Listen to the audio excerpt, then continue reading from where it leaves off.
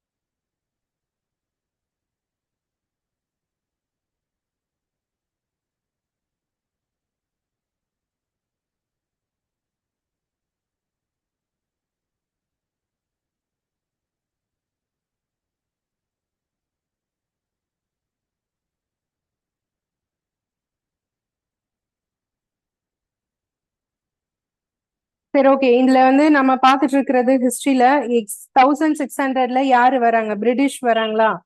So அந்த British வந்ததுக்கு அப்புறம் ஆம், நிறைய பாயிண்ட்ஸ் இருக்கும் அப்படிங்கறத நான் ஜஸ்ட் நேற்று இன்ட்ரோடக்ஷன் மாதிரி ஒன்று சொல்லினேன், அப்படிதானா? அவங்க வந்து முதல்ல அவங்க இந்த இடத்த விட்டு நம்ம போக கூடாது, ஸோ இதுலதான் நம்மளுடைய ஃபுல் ராஜ்யமும் இருக்கணுங்கிறத எப்ப கன்ஃபார்ம் பண்றாங்க அப்படின்னு பாத்தீங்கன்னா, பிளாசி போருக்கு அப்புறம் தான். ஓகே, பேட்டில் ஆஃப் பிளாசிக்கு அப்புறம் அந்த போர் நடந்தது எப்படி அப்படின்னு நான் சொன்னேன். ஆஹ் வங்காளம், மேற்கு வங்காளம் இருக்கு இல்லையா, வெஸ்ட் பெங்கால், அங்க அன்வர்தி கான் அப்படின்னு ஒரு நவாப் இருப்பாரு. அவர் இறந்ததுக்கு அப்புறம் என்ன ஆகும் அப்படின்னா, சிராஜ் உத்தௌலா அப்படிங்கிற அவரோட பேரன் வந்து அரியணை ஏறுவார். ஓகே, சிராஜ் உத்தௌலா.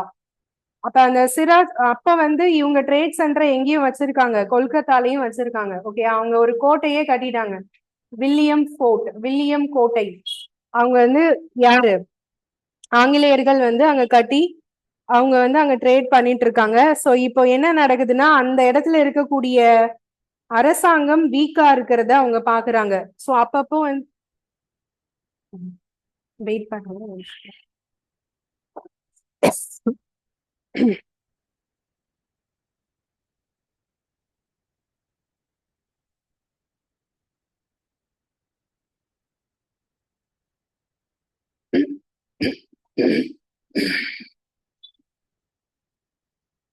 சோ அதனால அவங்க வந்து என்ன பண்றாங்கன்னா, சிராஜ் உத்தவ்லோட அரசவையில அப்பப்போ வந்து தலையிட்டு ஐடியாஸ் எல்லாம் கொடுக்குறாங்க. இந்த மாதிரி பண்ணலாம், அந்த மாதிரி பண்ணலாம் அப்படின்னு சொல்லிட்டு. ஓகேவா, அவங்க கூட கான்டாக்ட்ஸ்ல இருக்காங்க. சிராஜ் உத்தவ்லா வந்து இவங்க வந்து அதிகாரம் பண்றதை அவர் விரும்பல.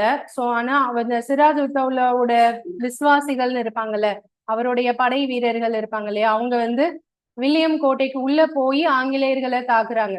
சோ அது வந்து ஆங்கிலேயர்கள் விரும்பல. சோ ஏன் இவருங்க வந்து தேவையில்லாம வந்து சண்டை போடணும் அப்படிங்கிற மாதிரி. சோ இன்னும் அவங்களுக்கு என்ன ஆகுதுன்னா, நாம இதை விடக்கூடாது, சோ இந்த அரசாங்கத்தை நம்ம கைப்பற்றுறதுக்கு என்னென்ன பண்ணலாம் அப்படிங்கிற மாதிரி அவங்க திங்க் பண்ண ஆரம்பிக்கிறாங்க. ஸோ அதுல வந்து ஒரு பெரிய விஷயம் நடக்குது. என்ன நடந்துச்சுன்னா, சிராஜ் உத்தவ்லா வந்து என்ன பண்ணாருன்னு சொன்னாங்க, பிரிட்டிஷோட ஒரு 146 பேர் அவங்க சிறை பிடிச்சிட்டு வராங்க. அவங்கள வந்து என்ன பண்ணிடுறாங்க, வில்லியம் கோட்டையில ஒரே ஒரு ரூம்ல போட்டு அடைச்சு வச்சுறாங்க. அதுல மூச்சு திணறி 123 பேர் செத்து போயிடறாங்க ஒரு சிறிய அறையில. ஓகேயா, சோ இது வந்து பிளாக் ஹோல் டிராஜடின்னு சொல்லுவாங்க, இருட்டறை துயர சம்பவம். இதனால வந்து என்ன ஆகுது, சிராஜ் உத்தவ்லாவை தோற்கடிச்சு ஆகணும் அப்படின்னு சொல்லி போர் நடக்குது. அந்த போர்ல வந்து ஆங்கில தளபதி கூட சரி, ஆங்கிலேயர்களை தலைமை தாங்கி நடத்தினது யாருன்னா ராபர்ட் கிளைவ். சோ இந்த போர் சிராஜ் உத்தவ்லாக்கு மட்டும் செப்பரேட்டா கிடையாது, அவங்களுக்கு பின்னாடி சப்போர்ட்டா பிரெஞ்சு இருப்பாங்க. அதாவது சிராஜ் உத்தவ்லாக்கு பின்னாடி சப்போர்ட்டா யாரு இருப்பாங்க, பிரெஞ்சு. ஓகேயா, சோ பிரெஞ்சு, சிராஜ் உத்தவ்லா, அதுக்கப்புறம் ராபர்ட் கிளைவ், இவங்க ரெண்டு பேருக்கும் நடக்கும். இதுல யாரு ஜெயிச்சா, ராபர்ட் கிளைவ். ராபர்ட் கிளைவ் ஜெயிப்பாரு. இதுதான் அவங்களுடைய ஃபர்ஸ்ட் வெற்றி. முதல்ல அவங்களுடைய ட்ரேட் சென்டர்ல இருந்து எது வரைக்கும் பேரரசு, ஒரு எம்பையர் உருவாக்குறதுல இதுதான் அவங்களோட ஃபர்ஸ்ட் வெற்றி. ஒரு நிமிஷம் வெயிட் பண்ணுங்க.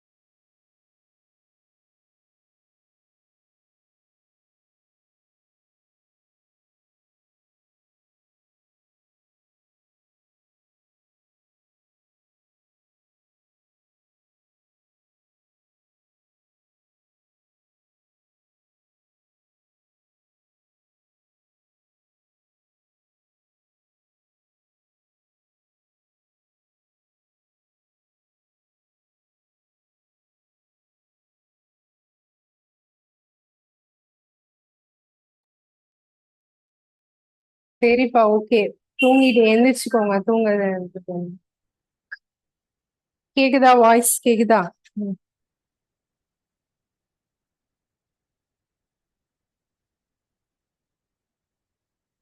1757 இந்த இயர்ல தான் என்ன நடந்துச்சு?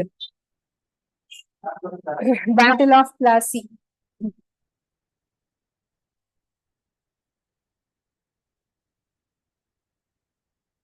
பிளாசி போர். ஆக்சுவலா இந்த நோட்ஸ் எல்லாம் நான் ஷார்ட்டாவே கொடுக்குறேன், ஏன்னா இதுக்கப்புறம் உங்களுக்கு தனியா நோட்ஸ் கொடுப்பேன். ஸோ அதனால இது ஷார்ட்டாவே கொடுக்குறேன், அதுல பார்த்துக்கோங்க. நீங்க எழுதுறதே ஷார்ட்டாவே எழுதிக்கோங்க இதை.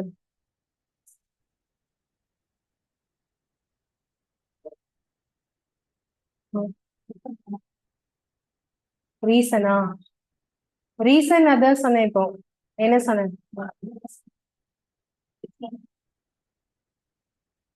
அது நோட்ஸா அதுதான் சொன்னேன். அந்த நோட்ஸ் வந்து அது கதையா தான் சொல்லியிருக்கேன், அதை நான் சென்டென்ஸா எழுதல. ஓகேவா?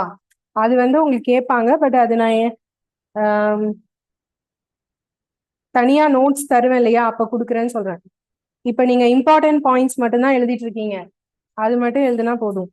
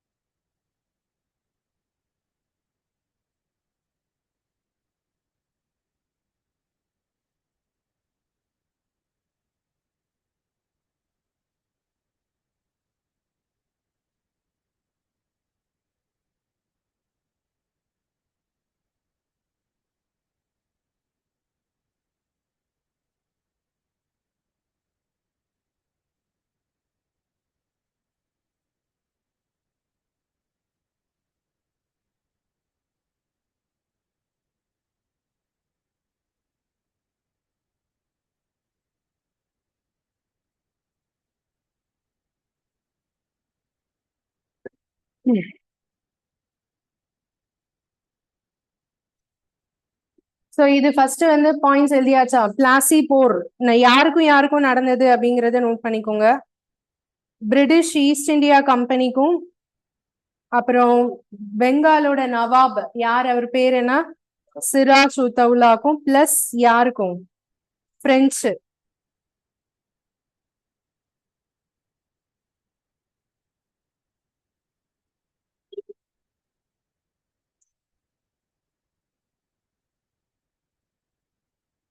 British East India company and Siraj உத்தவுலா,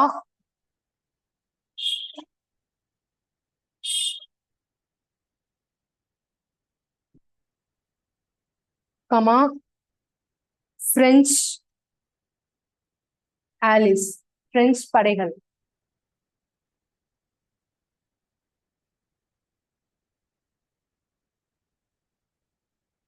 ஆங்கிலேயர்கள்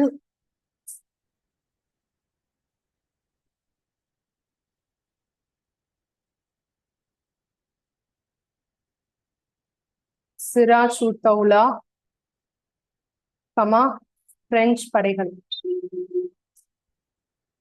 சோ இது வந்து இந்த போர் யார் யாருக்கு நடுவுல நடந்துச்சு அப்படிங்கறது சொல்லிட்டோம். ஓகே, இதோட இயர் சொல்லிட்டோம். இந்த ரெண்டும் இம்பார்ட்டன்ட். ஓகேவா?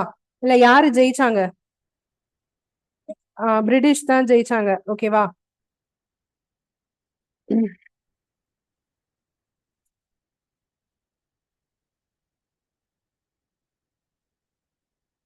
அதுக்கப்புறம் இன்னொன்னு சொன்னேன் இல்லையா, இந்த இல்ல நேத்து வந்து 1600 இந்த இயர் எல்லாம் எழுதுனீங்களா? எப்ப வந்து சர் தாமஸ் ரோ அதெல்லாம் எழுதுனீங்களா? எழுதிட்டீங்க. சர் தாமஸ் ரோ வந்து 1615 அதெல்லாம் எழுதிட்டீங்களா? சூரத் குஜராத் அதெல்லாம் எழுதிட்டீங்களா?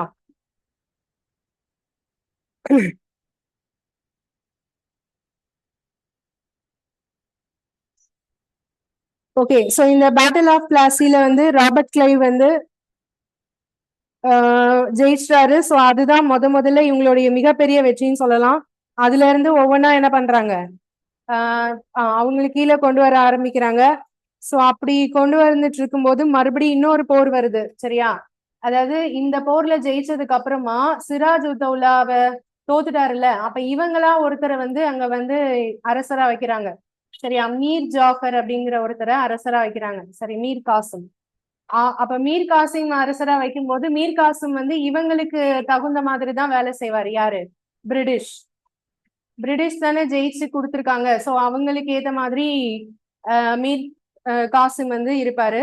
ஆனாலும் கொஞ்ச நாளுக்கு அப்புறமா இவங்க ரெண்டு பேருக்குள்ளேயும் என்ன ஆகுது, கிளாஷ் ஆகுது. ஓகேயா? மறுபடி இதுக்கப்புறம் இன்னொரு சண்டை நடக்குது. அதுல வந்து என்ன ஆகுதுன்னா, திருப்பி இன்னொரு போர் நடக்குது. ஸோ அந்த போர்ல வந்து மறுபடியும் வேற ஒருத்தரை என்ன செய்யறாங்க, நவாபா வைக்கிறாங்க. ஓகேயா? ஸோ அது கிட்டத்தட்ட அந்த போர் வந்து நடந்துட்டே தான் இருக்கும். அதுல நாம தெரிஞ்சுக்க வேண்டிய பாயிண்ட் 1764 பேட்டில் ஆஃப் பக்சார்.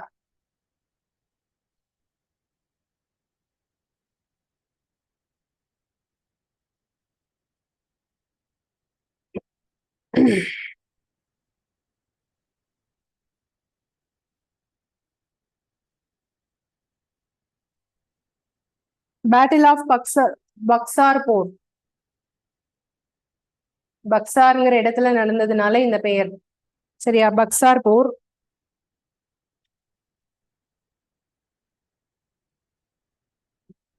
இது வந்து பீகார்ல இருக்கு. இந்த பக்சார்ங்கிற பிளேஸ் வந்து பீகார்ல.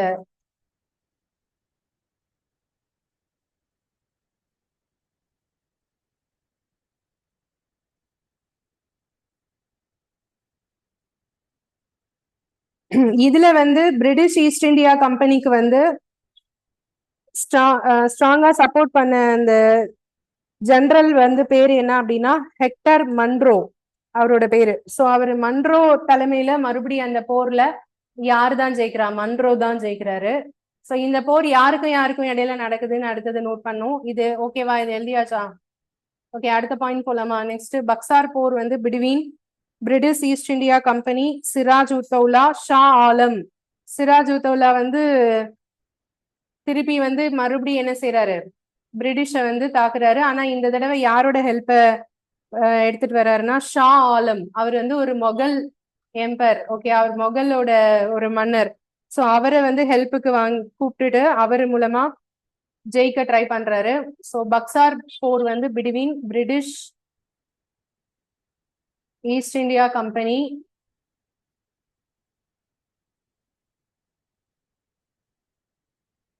And Siraj Uddaulah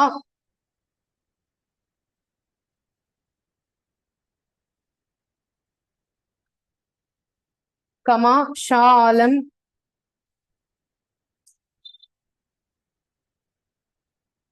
and Mir Qasim. 3 பேரு. மீர் காசிம். இந்த 3 பேரும் சேர்ந்து யாரை எதுக்குறாங்க, British East India company.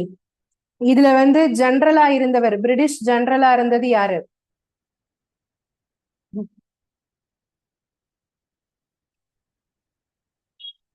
Hectare Munro.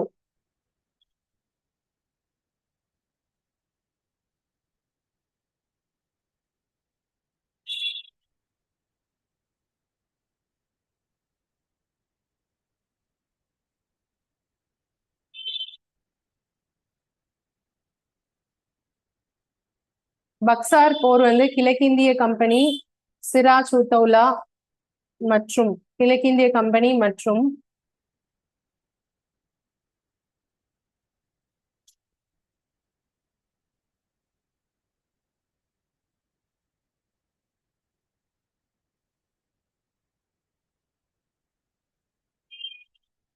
Shah ஆலம், மீர் காசிம். இந்த 3 பேருக்கு இடையில நடக்குது. சோ இதுல ஆங்கில கவர்னரா இருந்தது ஹெக்டர் மன்ரோ. அதுக்கு முன்னாடி பேட்டில் ஆஃப் பிளாசில கவர்னர் வந்து ராபர்ட் கிளைவ் எழுதிருக்கீங்களா? அது எழுதலைன்னா நோட் பண்ணிடுங்க. இதுல வந்து ஆங்கில கவர்னர் வந்து ஹெக்டர் மன்ரோ. பேட்டில் ஆஃப் பிளாசில வந்து ராபர்ட் கிளைவ், CLIVE, கிளைவ்.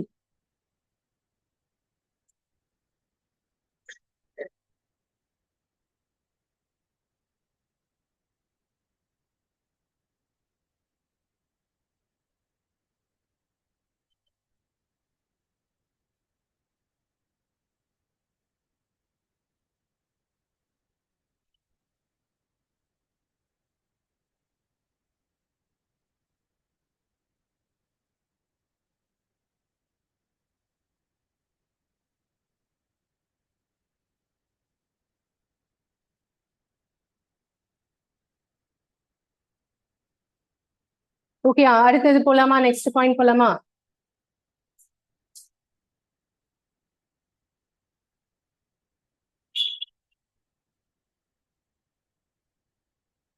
இந்த பிளாக் ஹோல் டிராஜடின்னு சொன்னல, அது நடந்த இயர் 1756. அதாவது அந்த பிளாசி போருக்கு முன்னாடி. சரியா?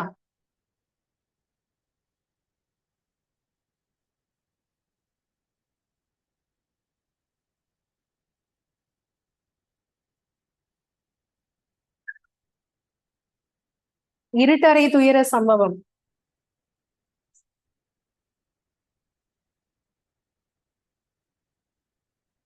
நடந்த வருஷம் வந்து பிளாசி போருக்கு ஒரு வருஷம் முன்னாடி.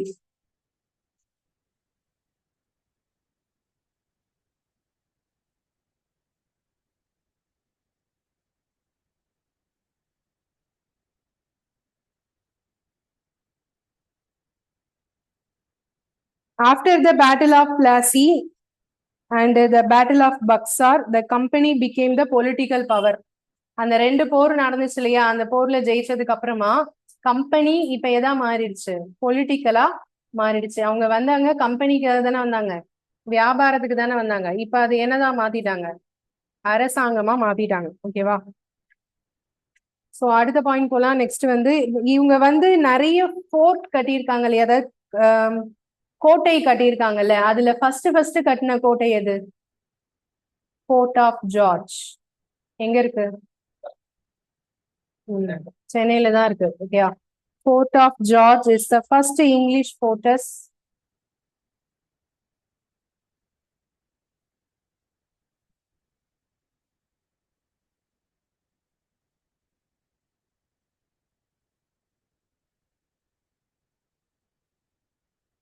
founded in 1644.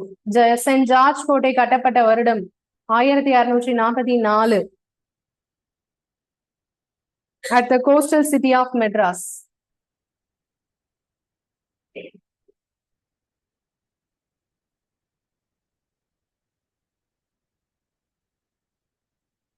ஆங்கிலேயர்களால் முதலில் கட்டப்பட்ட கோட்டை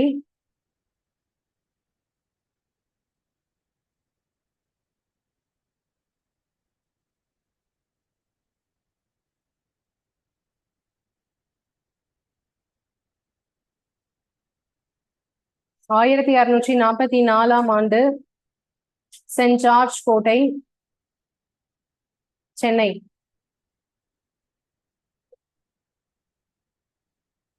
மெட்ராஸ். சரி, ஏன் மெட்ராஸ்? அப்ப சென்னைங்கிற பேரு கிடையாது. கரெக்டா? மெட்ராஸ், மெட்ராஸ் பிரசிடென்சி. ஏன் மெட்ராஸ்னு பேர் வந்துச்சு? மதராஸ். ஆக்சுவலி உண்மையான பேரு மதராசப்பட்டினம். அந்த மதராசப்பட்டினத்தை அவங்க ஷார்ட்டா மதராஸ்னு சொன்ன ஆரம்பிச்சு மெட்ராஸ்னு ஆச்சு. ஓகேவா? மதராசப்பட்டினம் ஏன் வந்துச்சு?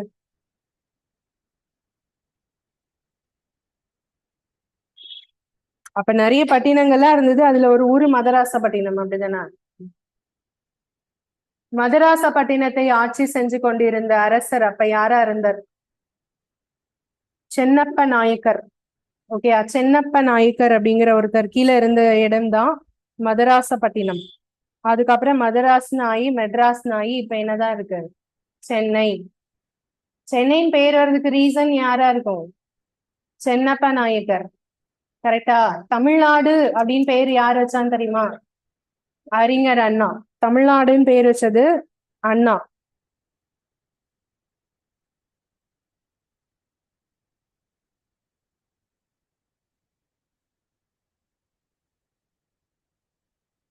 நோட் பண்ணியாச்சா? அடுத்தது போலாமா? நெக்ஸ்ட்.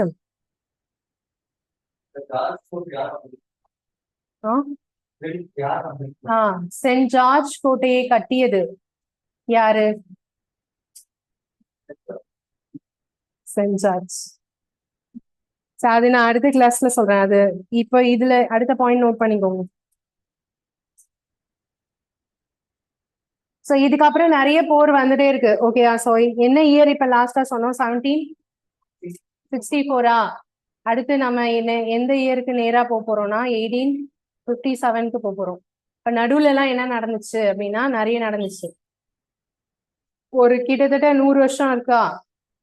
ஆமா, இந்த 100 வருஷத்துல அவங்க நிறைய இடத்த பிடிக்க ஆரம்பிச்சாங்க. சரியா? பிரிட்டிஷ் இந்த அங்கிருந்து வந்த ஈஸ்ட் இந்தியா கம்பெனிஸ்லயே இவங்க தான் என்ன செய்யறாங்க,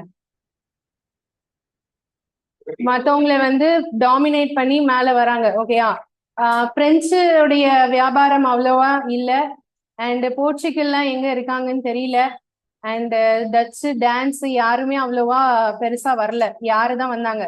இவங்க தான் வந்தாங்க. சரியா? இவங்க வந்து அரசாட்சியை பிடிக்க ஆரம்பிச்சு கவர்னர் ஜெனரலை கொண்டு வந்து நிறைய கவர்னர் ஜெனரலை வந்து ஒவ்வொருத்தரையா என்ன செய்யறாங்க, அவங்க மெயினா 3 இடத்த போக்கஸ் பண்ணாங்கப்பா. எதெல்லாம் அப்படின்னா கொல்கத்தா, சென்னை, இன்னொன்னு என்னது, டெல்லி, மும்பைலயும் இருந்துச்சு. ஓகே. சோ இப்ப இந்த 3 இடத்துல வந்து என்ன ஆகுதுன்னா விவசாயம் வரைக்கும் அவங்க சொன்னதுதான் என்ன செய்யணும், கேட்கணும். ஆஹ் அது என்னது, அது அவுரி செடின்னு ஒரு செடி. அந்த செடி வந்து கலர் வந்து கொடுக்கக்கூடிய செடி. ஓகேயா? அது வந்து ஒரு அளவுக்கு மீறி என்ன செய்ய சொல்றாங்க, நீங்க இததான் பயிர் செய்யணும்னு சொல்றாங்க. அதை பயிர் செஞ்சுட்டு அடிமட்ட விலைக்கு வாங்குறாங்க விவசாயிகள் கிட்ட. ஏன் அந்த செடி அவ்வளோ ஃபேமஸ் அப்படின்னா அப்ப வந்து சாயம் கிடையாது, கலர். ஒரு துணி வந்து நிற துணி யாரும் உடுத்திருக்க மாட்டாங்க. ஓகேவா? மோஸ்ட்லி ஒயிட் கலர் அப்படிதான் உடுத்திருப்பாங்க.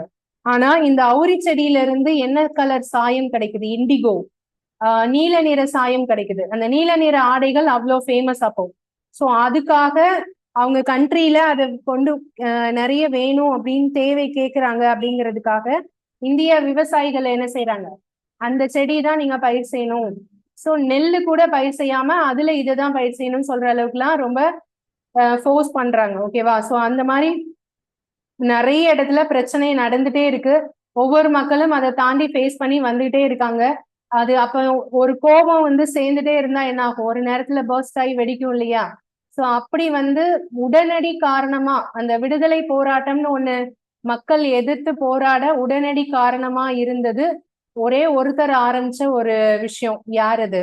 மங்கள் பாண்டே. மங்கள் பாண்டே என்ன பண்றாருன்னா அவங்களோட பட்டாலியன்ல இருந்த ஒரு வீரர், அதாவது அவங்க போர் படையில இருந்த ஒரு வீரர், மிலிட்ரியில இருந்த வீரர், அவர் என்ன பண்றாருன்னா இந்த என்ஃபீல்டு ரக துப்பாக்கி சொன்னல, நேத்து ஒரு கதை சொன்னா, அது வந்து ஒரு கிரீஸ் இருக்கும், அது வந்து பல்லால தான் கடிச்சு எடுக்கணும், அது வந்து பன்றி கொழுப்புலையும் பசுவுடைய கொழுப்புலையும் இருக்கும், அது வந்து ரிலீஜனா பாக்குறவங்க அது என்ன செய்யல, விரும்பல, ஹிந்துஸ்க்கும் முஸ்லிம்ஸ்க்கும் அது பிடிக்கல. சோ அதனால அவங்க எதிர்த்தாங்க. ஆனா அது ஒரு படி மேல போய் மங்கள் பாண்டே என்ன பண்ணாருன்னா அவர் கையில இருந்த துப்பாக்கியால உயர் அதிகாரிய சுட்டு கொன்னுருவாரு. ஓகேயா? அவர் சுட்டு கொன்னுன்னா இவரை சும்மா விடுவாங்களா?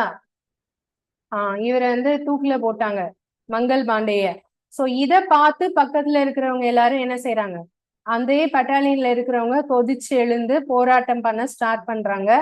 அந்த போராட்டம் அப்படியே காட்டு தீ மாதிரி பரவி ஒவ்வொரு இடத்துலயும் இவங்களுக்கு ரீசன் இது, மத்த ஒரு வேற ஒருத்தங்களுக்கு ரீசன் வேற.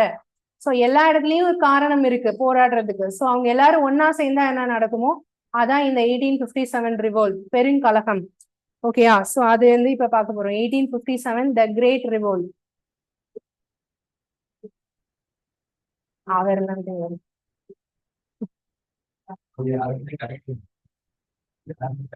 ஆக்சுவலா இது வந்து ஹிஸ்டரியில வந்து அவர் உயர் அதிகாரியை சுட்டு கொண்டாருன்னு தான் இருக்கும், ஹையர் அபிஷியல சுட்டு கொண்டாரு. ஓகே, அப்படிதான் இருக்கும்.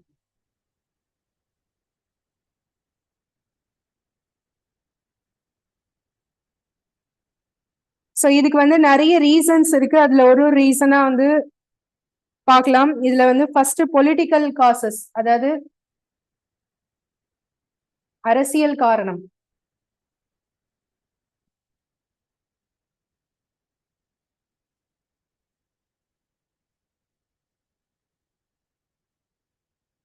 1857 த கிரேட் ரிவால்ட் வந்து பெருங்கலகம் தமிழ்ல. இதுல அரசியல் காரணம் என்ன அப்படின்னு பாத்தீங்கன்னா, லார்ட் டல்ஹௌசியோடைய டாக்ட்ரைன் ஆஃப் லேப்ஸ்.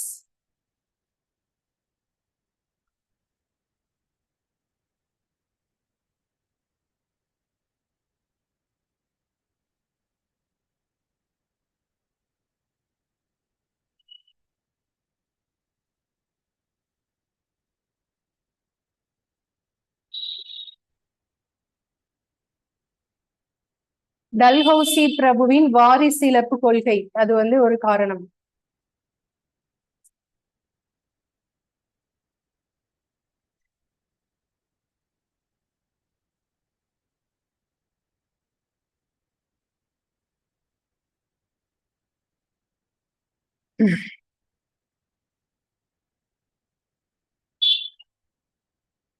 இந்த இந்த இதை வச்சு அவங்க என்னென்ன இடத்தெல்லாம் பிடிச்சாங்க அப்படின்னா, சதாரா,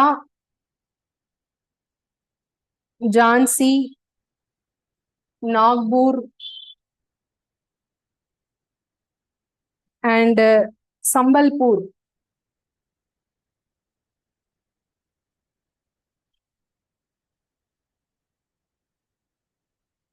என்னது அப்படின்னா என்னன்னு சொன்னனே, வாரிசிலப்பு கொள்கைனா என்ன? அவங்களுடைய நேச்சுரலா அவங்களுடைய வாரிசு இருக்கணும். ஓகே, அவங்க வகையறால ரத்த சம்பந்தப்பட்ட வாரிசு இருந்தா மட்டும்தான் அது வந்து அவங்களுடைய அரசாங்கம். இல்லைன்னா அது யாருடைய அரசாங்கம்? பிரிட்டிஷ். அது மாதிரி சைன் பண்ணி அக்ரிமெண்ட் வாங்கிடுவாங்க. அப்ப அந்த சைன் படி நீங்க எனக்கு இந்த இடத்த கொடுக்கணும் அப்படின்னு சொல்லி 4 இடத்த வாங்கியிருப்பாங்க. சதாரா, ஜான்சி, நாக்பூர், சம்பல்பூர். அதாவது என்னன்னா யோசிப்பாங்கன்னா, ஒரு இடத்த வாங்கியே ஆகணும். அப்ப அதுக்கு என்ன பிளான் பண்றது? அவங்க இந்த இந்த கொள்கைக்கு ஒத்து வரலன்னா அப்ப அடுத்து என்ன பண்றது? ஓகே, அவங்ககிட்ட என்ன வீக் பாயிண்ட்ஸ் இருக்கு, அதை வந்து ஒரு சட்டமா கொண்டு வந்து இப்படிதான் நீங்க நடக்கணும் அப்படிலாம் சொல்லி கொண்டு வந்ததுதான் இந்த வாரிசு இழப்பு கொள்கை. அடுத்த இது ஒரு முக்கியமான அரசியல் காரணம். நெக்ஸ்ட் வந்து எக்கனாமிக் காசஸ், அதாவது பொருளாதார காரணம். ஹெவி டாக்ஸேஷன், அதிகப்படியான வரி. ஓகேயா. ஃபோர்ஸ்புலி எவிக்ஷன், அதாவது ஒருத்தரை வந்து நீக்கிறது. ஃபோர்ஸ்புலி எவிக்ஷன்னா, இந்த வியாபாரத்துல இந்த இந்த இது எங்களுக்கு தேவையில்ல சோ அப்படின்னு சொல்லிட்டு எக்கனாமிக்கலா பொருளாதாரத்துல ஒருத்தரை வலுக்கட்டாயமாக அதிலிருந்து நீக்கப்படுதல். சோ இந்த மாதிரி நடத்தினது. இதெல்லாம் என்னது? Economic reason. அது நமக்கு தெரியுங்கிறதுனால அது நான் எழுதல, இம்பார்ட்டன்டா உள்ளது மட்டும் சொல்றேன். அதுக்கப்புறம் இன்னொரு ரீசன் வந்து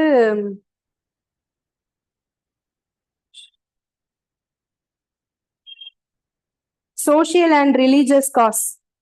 சோசியல் அண்ட் ரிலீஜியஸ் காஸ்ல என்னவா இருக்கும்? கிறிஸ்டியானிட்டியை வந்து கண்டிப்பா என்ன செய்யணும், நீங்க ஃபாலோ பண்ணணும்னு ஃபோர்ஸ்ஃபுல்லா ஒருத்தர் மேல திணிக்கிறது. ஓகேவா. சோ அது வந்து ஒரு ரீசன்.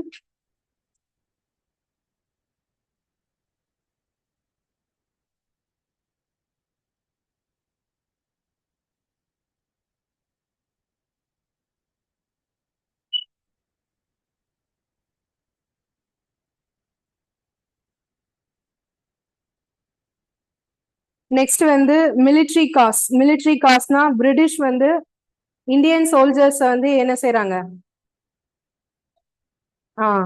நிறைய வேலை வாங்குறாங்க. ஆனா அவங்களுக்கு ஏத்த சம்பளம் என்ன செய்யல, கொடுக்கல. ஓகேயா. ப்ரமோஷன் எல்லாம் கொடுக்கவே இல்லை, வாய்ப்பே இல்லைன்னு சொல்றாங்க. எப்பவுமே அந்த மிலிட்ரியில இருக்கிறவரு சிப்பாயா இருந்தாருன்னா கடைசி வரைக்கும் அப்புறம் எப்படிதான் இருப்பாரு?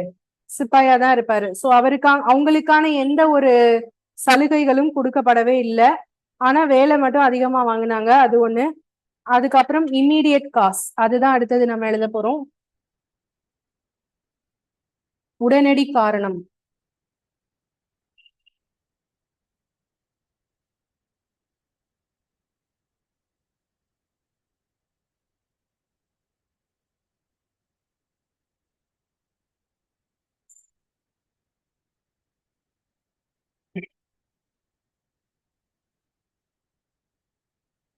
Introduction of Enfield greased rifles.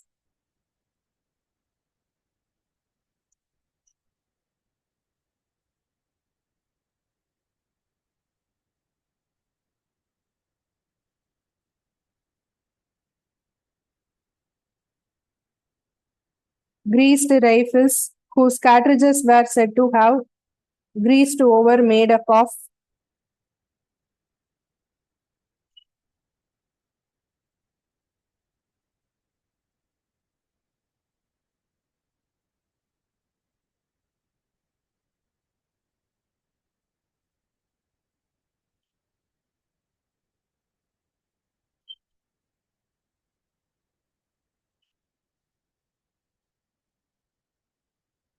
beef and pork.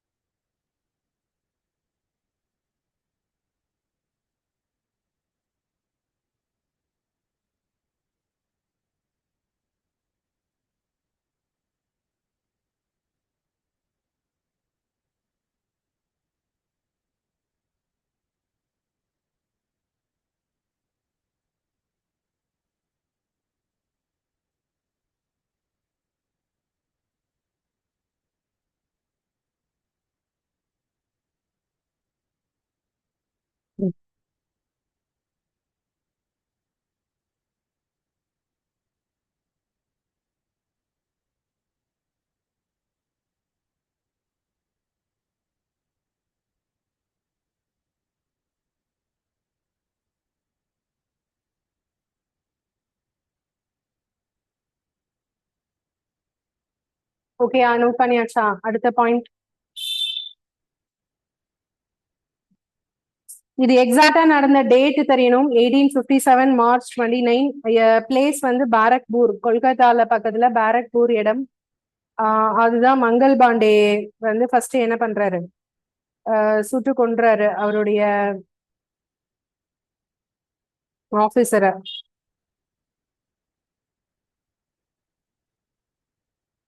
அவர் எந்த பட்டாலியன்ல இருந்தாரு அந்த நம்பர் தெரியணும். அந்த நம்பர் வந்து நமக்கு எக்ஸாம்ல கூட கேட்டிருக்காங்க. ஸோ அடுத்த பாயிண்ட் அது எழுதிக்கோங்க. அதாவது இந்த 1857 March 29 at Barakpur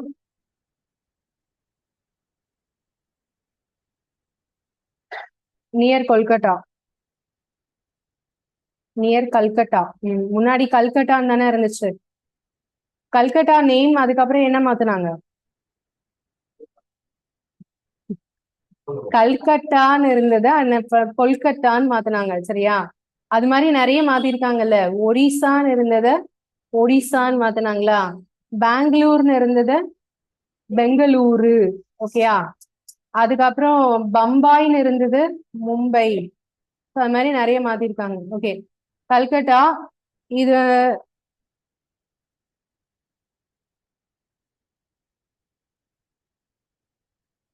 நடந்த டேட்டு இதை நோட் பண்ணிக்கோங்க.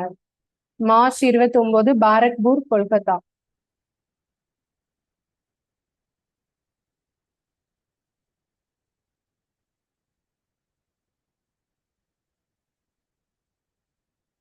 மங்கள் பாண்டே.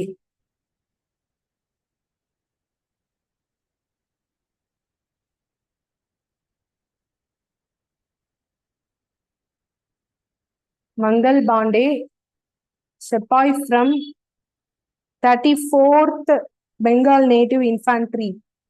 34th.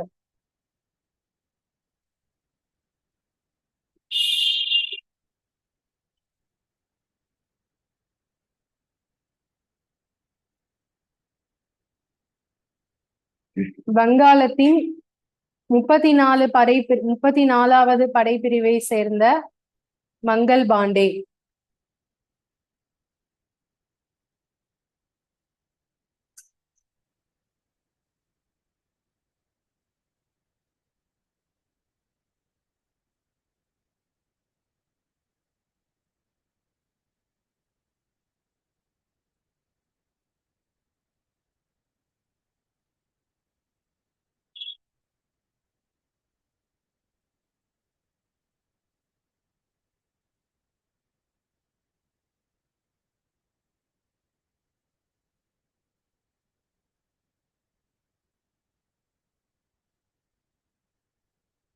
ஓகேயா, அடுத்தது போலாமா? Next.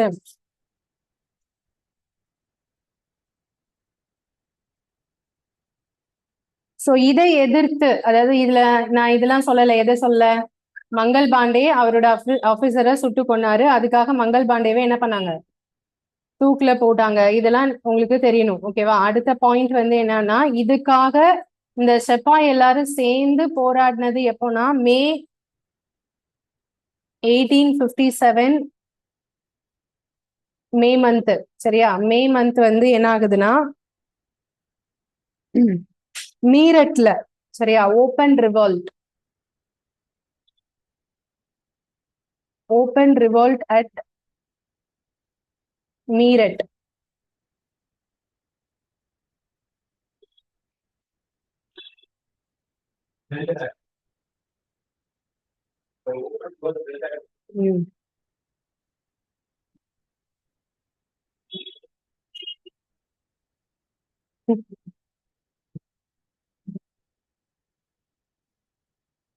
Held at Meerut. Okay, மீரட்ல என்ன நடக்குது? 1857 மே மாதம் மீரட்டில் மிகப்பெரிய புரட்சி வெடிக்கிறது. அது நடந்தது எப்போ? அந்த சம்பவம் நடந்தது எப்போ? மார்ச். இது எப்ப நடக்குது? மே. ஓகேயா? சோ அடுத்தது, இப்போ இந்த மாதிரி நடக்கிறப்போ இது புரட்சி ஆரம்பிக்கிறாங்கன்னு சொல்லும் போது எல்லாருமே இததான் எதிர்பார்க்கறாங்க. யாராவது புரட்சி பண்ண மாட்டாங்களா? சோ ஏதாவது நடக்காதா? அப்ப அவங்க இப்படி பண்ணும்போது எல்லாருக்கும் ஒரு உத்வேகம் வருமா, வராதா? சோ நாமளும் என்ன செய்யலாம், எதிர்த்து போராடலாம். அப்படி ஒரு டீமே கிளம்புறாங்க. சோ அந்த டீம் வந்து ஒவ்வொரு இடத்துல ஒவ்வொருத்தர் ஹெட்டா இருக்காங்க. அது இம்பார்ட்டன்ட் கொஸ்டின் இப்ப நான் சொல்ல போறது. ஏன்னா இது எக்ஸாம்ல ரிப்பீட்டட் கொஸ்டின். இப்ப வந்து யாரு எந்த இடத்துல தலைமை தாங்கி நடத்துனாங்க? ஓகே, அது மட்டும் சொல்றேன், அது நோட் பண்ணிக்கோங்க. யாரை எதிர்த்து வந்து தலைமை தாங்கி நடத்துனாங்க? ஃபர்ஸ்ட் இது ஒரு டேப்லெட் காலம் மாதிரி போட்டுக்கலாம். ஃபர்ஸ்ட் வந்து பிளேஸ் ஆஃப் ரிவோல்ட், புரட்சி நடந்த இடம்.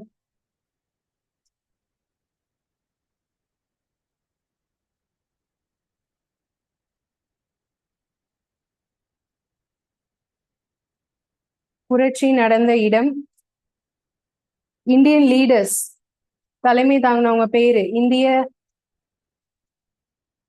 தலைவர்கள்.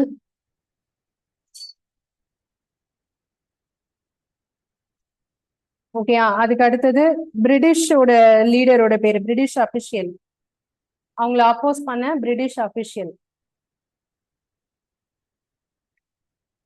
பிரிட்டிஷ் அதிகாரி.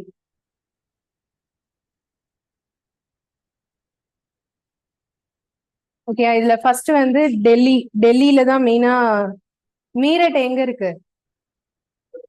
உத்தரப்பிரதேஷ்ல இருக்கு. உத்தரப்பிரதேஷ் டெல்லி பக்கம் தான். ஓகேவா? டெல்லியில ஆரம்பிச்சது. இதுல லீடர் வந்து பகதூர் ஷா டூ, இரண்டாம் பகதூர் ஷா.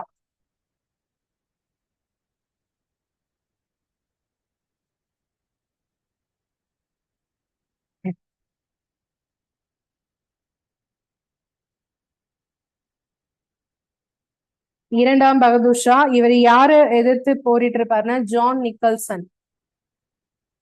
பிரிட்டிஷ் நேம இங்கிலீஷ்ல எழுதிக்கோங்க, ஜான் நிக்கல்சன். இது ஃபர்ஸ்ட். ரெண்டாவது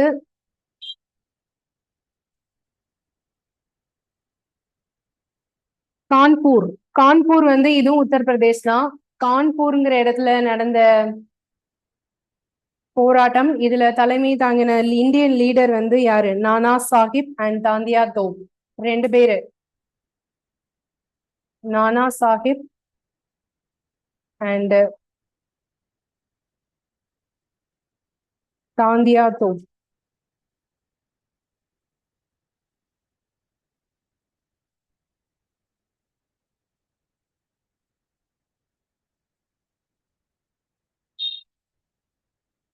இவங்க யாரை எதிர்த்து போரிட்டாங்க அப்படின்னா சர் காலின் கேம்பல் அப்படிங்கிற ஒருத்தர்.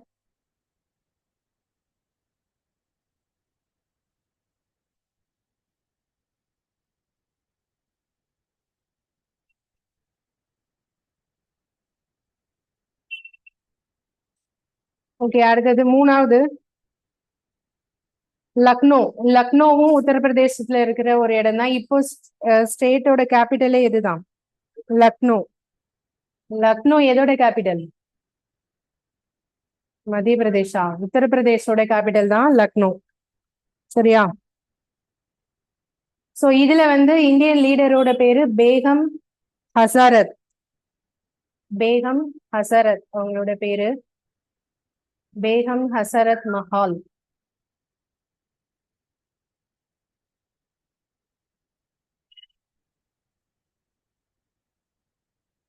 இவங்க யாரை எதிர்த்து போரிட்டு இருப்பாங்கன்னா ஹென்ரி லாரன்ஸ்.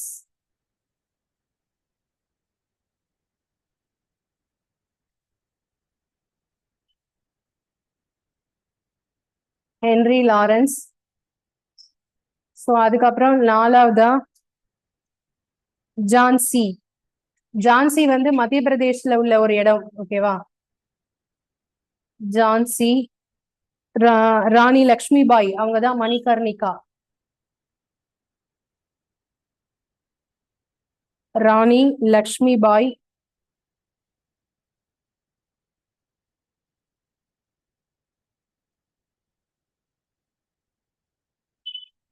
அவங்க ஒரிஜினல் நேம் என்ன? மணிகர்ணிகா.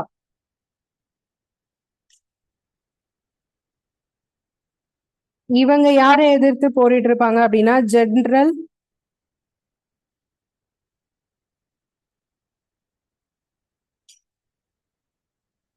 ஹூக்ரோஸ்.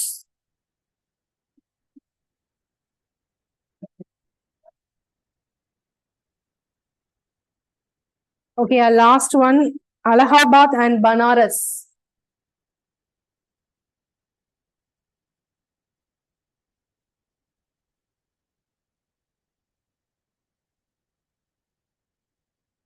அலகாபாத் வந்து உத்தரப்பிரதேசம், பனாரஸும் உத்தரப்பிரதேசம் தான். அலகாபாத் அண்ட் பனாரஸ் வந்து லியாக்கத் அலி.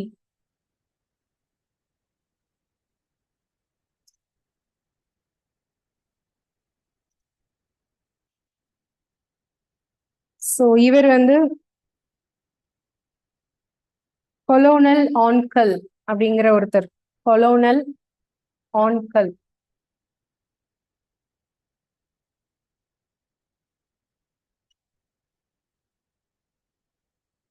இந்த 6 லீடர்ஸோட பேரும் பிளேஸோட பேரும் அண்ட் பிரிட்டிஷ் அபிஷியலோட பேரும் கண்டிப்பா எப்பவுமே மறக்க கூடாது. இது நல்லா படிச்சு வச்சுக்கோங்க.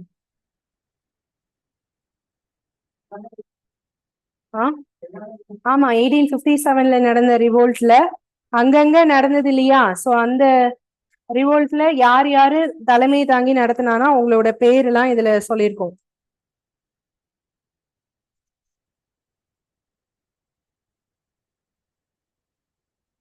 இந்த 1857க்கு அடுத்த இயர் என்ன? 1858 அப்படிதானே? 1858ல என்ன நடந்துச்சுன்னு தெரியுமா? விக்டோரியா. விக்டோரியா ராணி விக்டோரியா இருக்காங்கல்ல, குவீன் விக்டோரியா. சோ அவங்க என்ன பண்ணிருப்பாங்க? அவங்களோட ப்ரோக்ளமேஷன் சொல்லிட்டு, அதாவது அவங்களுடைய பேரறிக்கை அப்படின்னு ஒண்ணு வரும். சரியா? அவங்களோட இது எது பண்ணணும், இது எது பண்ணக்கூடாதுன்னு சொல்லிட்டு, அதுக்கப்புறம் பிரிட்டிஷ் வந்து அதை தான் ஃபாலோ பண்ணுவாங்க. சோ அது என்ன நெக்ஸ்ட் கிளாஸ்ல பார்க்கலாம். Okay, thank you.